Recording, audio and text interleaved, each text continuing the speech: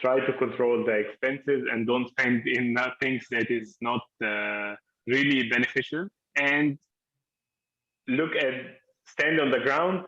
Don't look at the unicorns and all this now. Yes, this is the target, but stand on the ground, because this was a mistake that also I did. And so much was spent was acting as a startup concept that you read about every day and spend a lot based on that. But at the end of the day, it comes by steps, not like on one shot.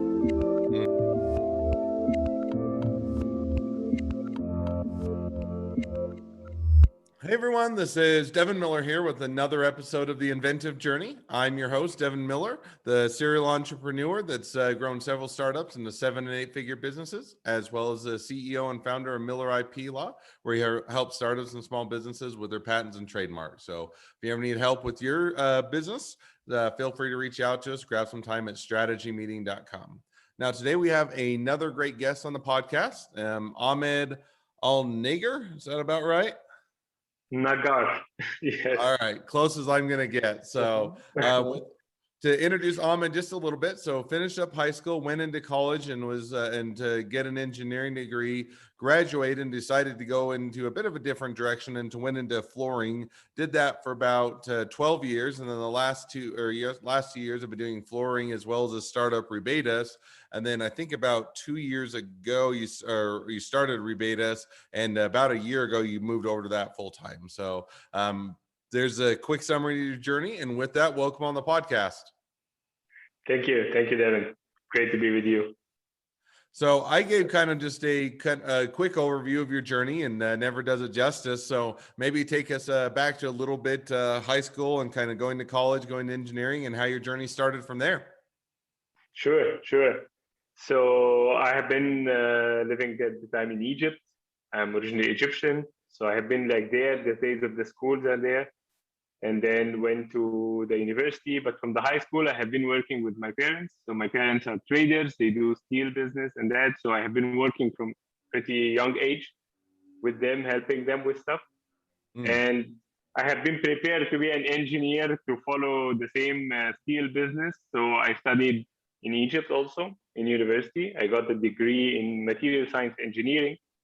And after I graduated, I worked with them a bit, but then I found like another company approaching them and telling them, we want to sell flooring in Egypt and that. So I don't know, interesting. And then I started looking into it.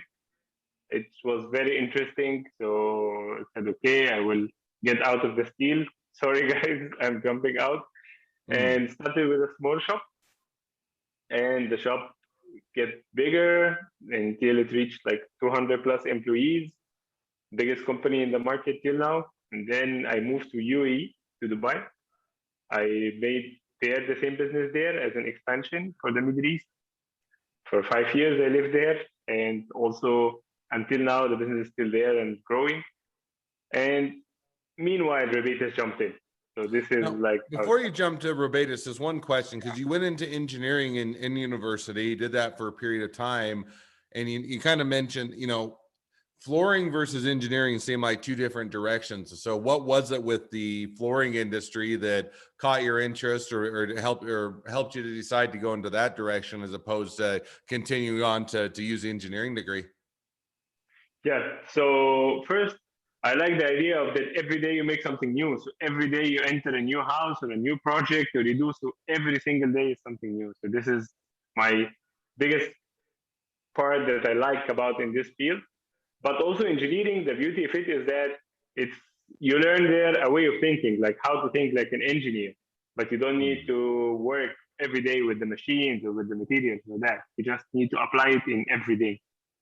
So this is, it helped me a lot actually, helped me a lot.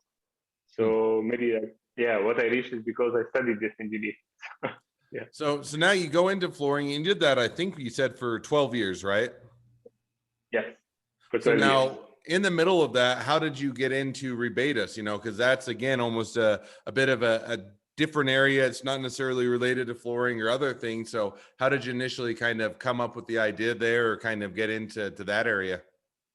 Yeah, so Rebatus came from the part of having a part of to do with the retail in my daily business, the flooring, as I have my own retail stores and that.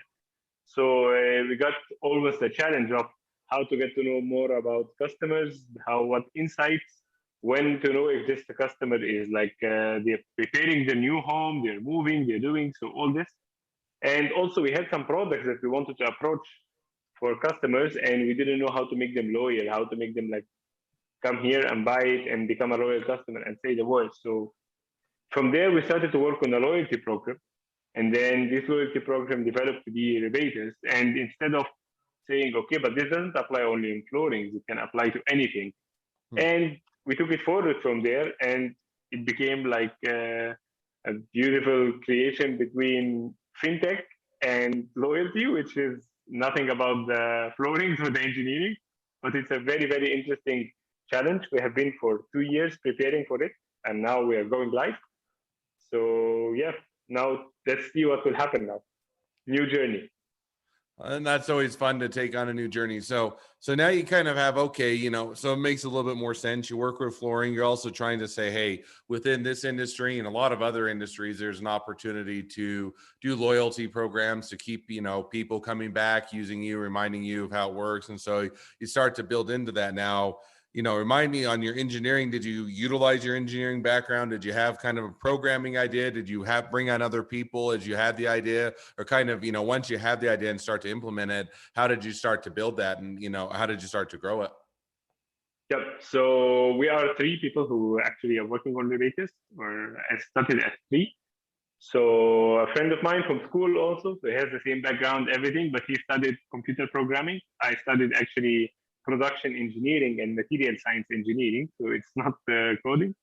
And another also, like my partner, is also my younger sister. She has been studying business and marketing and worked with multinational like Dell for 5 years. So the three of us, we joined forces and we said, okay, let's build something out of this. We were all convinced of the idea, and we took it from there. So now, and so you guys had the idea, you found, you found the other people that were excited about the idea as well. You kind of built the team. Now you did this for a couple of years while you're still doing the flooring business, right? In a sense, I usually joke, really a side hustle is just a second full-time job. So, how did you balance kind of keeping the flooring business going, keeping building that to pay the bills as you were getting Rebatus off the ground?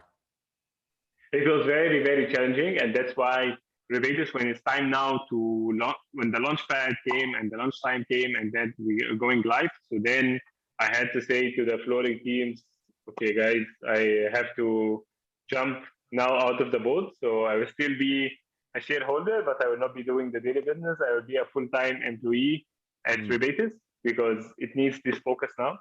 And same with my two partners, they did the same. So we all now are focusing 100% on Rebatus. It was a side hustle, yes, for 2 years, building the thing up, but now it's time to go full time. So you did that now, and it sounds like you basically, and correct me if I'm wrong, when you got to the point that you're saying, hey, we've got the product development, we're going to launch it, it's going to go in the marketplace, we need a full-time effort in order to make this successful. Is that about the time that you decided to jump over and do it full time? Or kind of what was that trigger to say, hey, I've been doing this, both the flooring business as well as Rebatus for a period of time. What was the trigger to kind of make you decide that, hey, I got to be all in? The trigger was that everything was ready, and Rebatus was really started to take a lot of time, that I felt that, okay, I will be like not fair to the flooring business, and maybe like things might happen, or like I feel guilty that I'm not giving it 100%. Maybe if someone else is in my place, he will be doing a better job and can take it. So that's why this is the trigger is, okay, give it the full time. I really believe in it. I really believe in the idea, on the hard work, on the team. So let's give it a shot. And this was the trigger. So now, one other question on that. So because you've been doing flooring for 12 years, that's a good period of time. Was that a bit of a scary jump, to make that over to a business? One business is you've grown it, it has recurring revenue, you can, make it salary and take a step back and move over to Rebatus. Was that an easy decision? Was it a scary decision? Was it all of the above, or kind of how did you balance that decision as you were making it? No, it was not an easy decision at all, at all. Especially like when you look like, okay, I have a lot of things that be like payings and expenses and debt that needs to be covered. but also it is a move in the life. Like I've been doing this for 12 years. I reached to the point that, okay, I'm one of the top 3 in this region doing this job. So it will be mainly a repetition of everything every day, which is something like I can't live with so much to go every single day and do the same thing. This is for me, like, not me. So that's why, like, a new challenge, I think it's the right time for it. But it's not an easy decision. No, it's not. So you said, okay, you know, as hard a decision is, it's the right decision. It's the one that you want to chase after. So you now made that. You've done that for, you know, about a year. Because I think you said you've been doing it full time for about a year. You know, would you make the same decision? Has it gone well? Has it been, you know, bumpy and ups and downs, or kind of how has it been since you made the decision? I would do it again, 100%. Like, no regrets. No regrets. Yeah. Still, we're Cool. picking up, but I feel that good things will happen. Hmm. So, you know, so now you made the decision, you're all in, you moved over, you've kind of done that, and you're, you know, taking that opportunity now, looking kind of towards the future, you know, take the next 6 to 12 months for your business and kind of where you guys are headed. Where do you see that heading? Kind of what's the trajectory and kind of what's the plan? Yeah. So now, as we said, like we have been launched for a short time now, like. So now we are going to go for our marketing campaign. We'll start, and the situation with the COVID is getting better now. So hopefully Mm. soon we'll start to make some meetups, some seminars, some meetings that we can explain more what is Rebates, what it's about. Mainly focus on the user journeys, user experiences. We want to hear a lot from them. So this is like now the way forward. Well, cool. That sounds like, you know, it sounds like a lot of opportunity ahead, and as things continue to open up and hopefully return back to normal, you know, the opportunities continue to even grow beyond that. So that definitely sounds like an exciting path. So now as we've kind of taken, you know, from where your journey started, brought us up to a bit in the current as well as in the future. Maybe just before we dive into my past or my couple questions, I always ask at the end, you know, help us everybody understand. We touched on it lightly, but how does Rebates work, and how is it a bit different than what's out in the marketplace? Yes, so Rebates has two sides. One side is we serve retailers and brands, and another side how we deal with the consumer face. So Rebates is a loyalty program, but we reward users. Like, let's think with me, loyalty programs. You must have a special card or a special membership, and you use it every time. We try to build something that's really frictionless and easy, seamless, no hidden schemes, nothing. Hmm. So literally, we reward users for everything they spend daily from their cards. Whatever you spend from your bank account or from your credit card or debit card, you get rewarded on that. And the reward is easy. It's a cashback reward.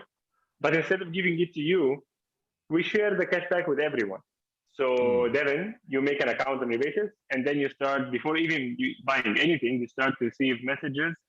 I have $2 received to my account, $3, $1, $5. You're just receiving, because this is called the sharing economy. You are sharing the cashback of other users in Rebates who are buying. You don't know them even, but they are just, this is how it goes. And Hmm. from the other side, for the retailers and brands, we can give them really very good insights about the categories. For example, how users are behaving for buying coffee, for example, in their age group, how much they spend in coffee in this area, in this location. So then these retailers and brands can reach to the users and tell them, okay, you spend coffee, you spend like $100 a month on buying groceries, and this, I'm giving you this voucher card to buy from this place, and you will get some deals, you'll get some discounts. So it's Hmm. all about finding this link between the users and the brands and the retailers. So this is what is Rebated. It's shortcut of Rebate Us. So it's all about rewards, all about offers, all about discounts. It's free for all users to join for the first month. And from there, they can go for a very small subscription fee, a monthly subscription fee. Well, cool. Well, it sounds like a fun and exciting Yeah. company, definitely one that a lot of people can use. So, well, kind of with that, now as we've heard a little bit about where you're at today and kind of where you're heading and what Rebatus is, I always ask two questions at the end of each episode. So we'll jump to those now. So the first question I always ask is, along your journey, what was the worst business decision you ever made, and what did you learn from it? Yeah, this is this is a good one. So the worst decision I ever made is when I started to work in the flooring business, and then I started to choose the things that, or the colors or the designs that I like personally. And then, for example, I got stuck with really big stocks in my warehouses because my taste doesn't reflect the market taste. So I didn't listen to the customers. I didn't listen to the market. I thought that I can choose and whatever these things I like. And this actually I applied in everything else. So the first thing in Rebatus when we started something new, or of course in the flooring in the last 12 years, is let's listen to the market, see what the market says, listen to the users, what do they need, not what do we want to offer them, and then it will work. So this was it. No, and I think that that's a good, it's an easy, because a lot of times you think, oh, I know what the users want, or I know what I want, and what I want is going to be the same because I am the customer and those type of things. And too often we kind of infuse too much of what we think or what we want as opposed to what the customer will actually want. And when we step back and actually listen to them, it can have a big impact, usually for the positive, if we're going to incorporate what they want in with what we're doing. So I think that that's a great lesson to learn. So the second question I always ask is, so if you're talking to somebody that's just getting into a startup or a small business, what would be the one piece of advice you'd give them? Try to control the expenses and don't spend in things that is not really beneficial. And stand on the ground. Don't look at the unicorns and all this now. Yes, this is the target, but stand on the ground, because this was a mistake that also I did. And so much was spent was acting as a startup concept that you read about every day and spend a lot based on that. But at the end of the day, it comes by steps, not like on one shot. No, and I think that is, that's a great piece of advice, and kind of keeping feet on the ground. And there's a lot of times you can chase after, hey, those are fun ideas or cool ideas, or there'll be great features or other things. And you're kind of keeping centered on that core of what is the value you're adding, what is the thing that differentiate you is going to have a big impact in making sure that you deliver on what people want. So I think that's a great piece of advice as well. So, well, as we wrap up, if people want to find out more about you, they want to be a customer or a client, they want to be an employee, they want to be an investor, they want to be your next best friend, any or all of the above, what's the best way to reach out or connect with you and find out more? Definitely, they can, as simple as that, rebatus.com, or the contact there. We personally check it every single email or every single message, so we don't miss anything. So we'll be there. All right. Well, rebatus.com, as easy as that, to reach out, connect up, and find out more. So, well, thank you again, Ahmed, for coming on the podcast. It's been it's been a pleasure to hear your journey. Now, for all of you listeners that are out there, if you have your own journey to tell and you'd like to be a guest on the show and share your journey, just go to inventiveguest.com and apply to be on the podcast. We'd love to share your journey. Two more things as a listener. One, make sure to click subscribe in your podcast player so you know when all of our awesome episodes come out. And two, leave us a review so everybody else can find out about our awesome episodes. Last but not least, if you ever need help with patents, trademarks, or anything else, feel free to go to strategymeeting.com, grab some time with us to chat, and we're always here to help. Thank you again, Ahmed, and wish the next leg of your journey even better than the last. Thank you very much. Pleasure. Thank you.